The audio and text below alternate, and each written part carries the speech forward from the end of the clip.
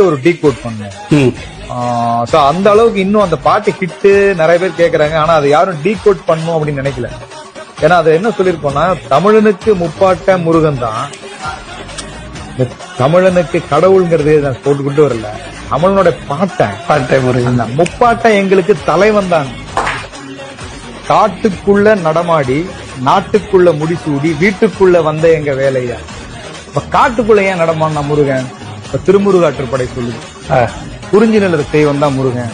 So காடு சார்ந்த மனிதர்களை ஒருங்கிணைச்சு நீ மனுஷன்டா, உனக்கு எழுத்துன்னு ஒண்ணு வேணும்னு அறிவிச்சதுதான் அகரம்.